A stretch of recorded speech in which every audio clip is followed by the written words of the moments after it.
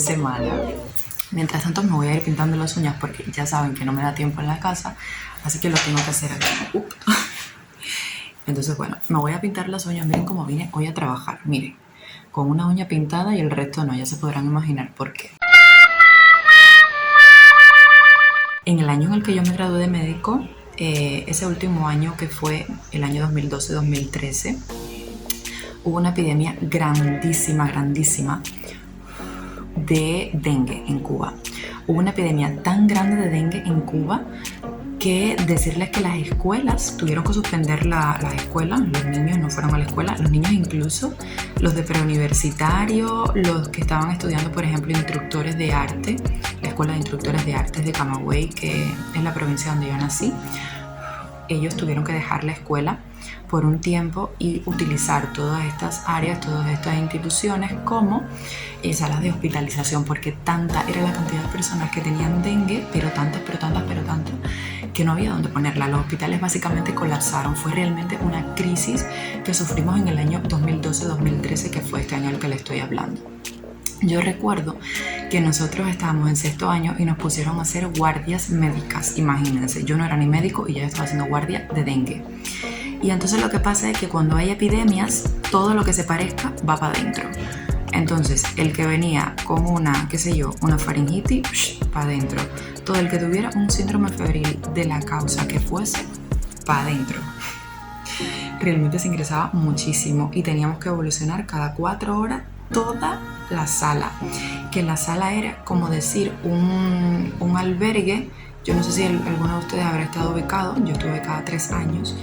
Pero los albergues es un lugar grande así, donde entonces hay literas y hay 3 cubículos fundamentales. Entonces en cada cubículo está el cubículo 1, cubículo 2 y cubículo 3. Eso ahí tiene por lo menos, a ver, sí que más o menos son 5 literas así, 5 acá, son como 10 literas por cubículo, ¿no? Que no es que esté separado, al final es una cosa grande con toda esa cantidad de gente metida ahí adentro.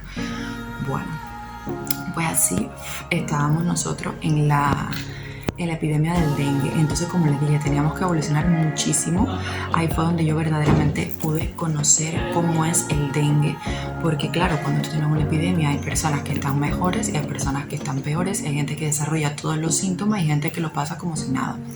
El dengue es una enfermedad que tiene una característica fundamental. El dengue te da un exantema, o sea, un rash, te pones rojo, pero es un rash que es muy pruriginoso, es una picazón por dentro, que yo me acuerdo que los pacientes decían, pero es que no lo puedo controlar, me pica, y luego cuando ellos se rascaban, tú podías ver cómo la piel se iba descamando. Mientras más descama, más picazón les da, más prurito. Es realmente increíble. Entonces, el dengue que tiene, que primero te pasas 3 días con una fiebre súper altísima, 39-40. Yo me acuerdo que nosotros le dábamos paracetamol a los pacientes y se le disminuía un poquito la temperatura y con el mismo para arriba otra vez. O sea, era una cosa realmente notable. Eran 3 días de fiebre intensa, muy resistente a tratamiento de verdad. Y entonces después que la fiebre empezaba a bajar, cuando tú creías que ya te ibas a quitar un poco la molestia de la enfermedad, entonces venía el rash. O sea que sobre los 2 días y medio, 3 días ya aparecía el rash. Y o sea, esto era inequívoco. Cuando el rash te aparecía, tú decías, es que esto es dengue, esto es dengue porque esto es dengue, de verdad que sí. Lo otro que yo refería mucho era, bueno, por eso le dicen fiebre quebrantahuesos. Dicen que da un dolor en los huesos terrible. Y yo creo que sí, porque los pacientes ni se levantaban de la cama.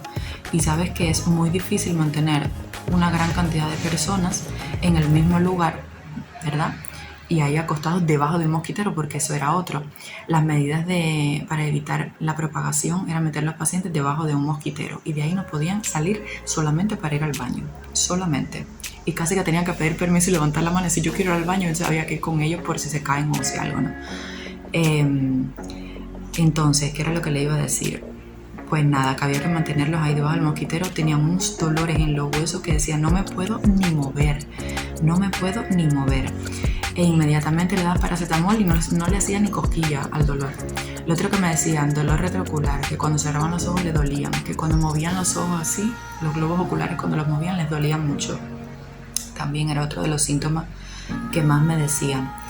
¿Qué otra cosa? Bueno, hay un periodo, y esto es importante, sobre todo para la gente, a ver, quizás que no tenga tantos servicios médicos no disponibles. Hay una cosa que hay que saber importantísima del dengue, y es que el dengue tiene, bueno, ya saben que está el dengue hemorrágico y la fiebre del dengue.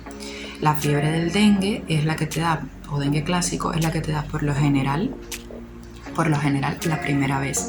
O sea, hay 4 tipos de dengue, ¿no? El 1, 2, 3 y 4.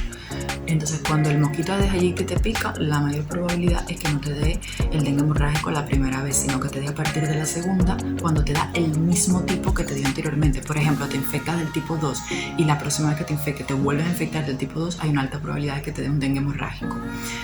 Entonces, bueno, ya perdí de lo que les iba a decir. Es que no estoy concentrada, pero como estoy pintando las uñas, y ahora por la segunda mano.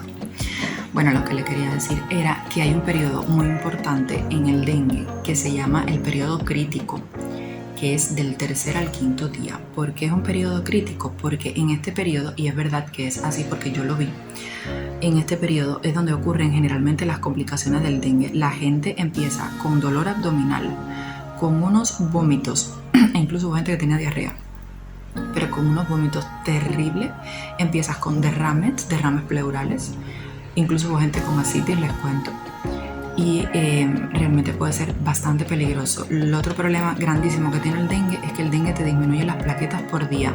De hecho, a los pacientes que nosotros teníamos ingresados allí en estos centros institucionales, ¿no?, que se utilizaron como hospital de emergencia, le hacíamos un full blood count, o sea, ¿cómo se diría? Un hemograma con diferencial. Se lo hacíamos diario, y radiografía un día sí, un día no, radiografía y ultrasonido. Esto realmente se determinó que fuese de esta manera por la gran cantidad de pacientes. Es que ustedes no se imaginan qué cantidad de pacientes habían con dengue en ese lugar del que les estoy hablando. Y entonces le hacíamos ultrasonido y radiografía cada un día sí, un día no, y le hacíamos el ecograma diario. Y yo quisiera que ustedes vieran, es impresionante ver cómo el primer día, o sea, el día que los recibíamos, venían, por ejemplo, con 130 de plaqueta. Y a los 2 días de estar ahí, estaban 40 de plaqueta. No les estoy mintiendo, yo lo vi, por eso les puedo decir con propiedad. Con 40 de plaqueta, y ahí van las epístasis, ahí van las gingivorragias, le sangraban las encías, le sangraba por la nariz. Por eso es que es un periodo crítico, porque el tener una trombocitopenia ya te complica mucho más tu dengue. Entonces me dice, bueno, y si me da dengue, ¿qué es lo que tengo que hacer? Bueno, primeramente evitar que otros se contagien, ¿no? Y la forma de evitar que otros se contagien es precisamente metiéndote debajo de un mosquitero y no saliendo de ahí en una semana. ¿Quién puede coger dengue? Todo el mundo, incluidos los bebés, incluidos los niños que tengan 1 año, 2 años. El dengue no discrimina, eso lo puede coger cualquiera. Y el único tratamiento que hay para el dengue es paracetamol, más nada. No existe más nada para el dengue. Entonces, bueno, yo recuerdo muy bien todas estas historias porque las viví, no fue una ni 2 guardias, nosotros nos pasamos meses haciendo esto. Esto me tocó cuando yo estaba en el 6.º año de medicina. O sea, mi sexto año de medicina fue completamente atípico porque imagínense, yo hice un diplomado en terapia intensiva cuando yo estaba haciendo a la misma vez el 6.º año. O sea, yo tuve que hacer mi 6.º año normal, que me toca con mis rotaciones, y además tenía que estudiar para un diplomado a la vez de terapia intensiva que yo estaba haciendo. O sea, que yo hice 2 cosas en una. Y además de esto, nos ponían a hacer guardias, que hubo un mes, casi un mes entero, que nos sacaron completo porque ya era una emergencia nacional y ya no podíamos, y nos sacaron completo para esto del dengue. Y yo estuve haciendo guardias en un hospital que se llama Amalia Simoni. Ahí hice 3 guardias, que no teníamos ni dónde dormir, ni dónde descansar, ni nada, porque además es que no había médico, no había quien se encargara de todo esto, entonces no podía dormir. Y también hice guardia en la Escuela de Instructores de Arte. Allí conocí personas maravillosas, mis compañeros, que fueron mis compañeros después del diplomado y con quien me la llevé súper bien, de verdad que sí. Hice amigos ahí en toda aquella historia, en toda aquella epidemia. También pasaron cosas muy bonitas porque conocí a gente como Giselle González Pedroso, y también tuve mucha relación con Janier Serrano, que es hoy en día oftalmólogo. de segundo grado. O sea, conocí a gente muy maravillosa también y eso fue algo muy bonito, muy positivo de aquella época. Ay, hoy no les he podido mirar casi la cámara porque es que he estado pintándome las uñas de plateado. Miren para allá.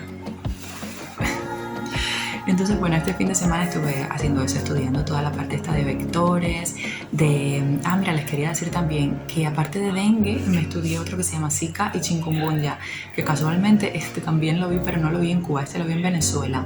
Cuando me tocó trabajar por 3 años en Venezuela y vivir allá, hubo entonces como una epidemia en Venezuela de Zika y de chikungunya. Y ahí fue donde yo vi por primera vez las diferencias entre un dengue, entre un Zika y entre un chikungunya. Por eso realmente este tema me gustó, porque casi que lo viví, o sea, lo viví, lo reviví, recuerdo los pacientes incluso, uy, me eché a perder, recuerdo incluso hasta los pacientes que tuve, que empezaban con conjuntivitis, que el rash era completamente diferente, o sea, realmente no es bonita esta parte de la historia porque son personas enfermas, pero sí es bonito ver cómo todas estas cosas que aparecen en los libros luego las ves exactamente así e incluso peor. Bueno, ya tengo pacientes.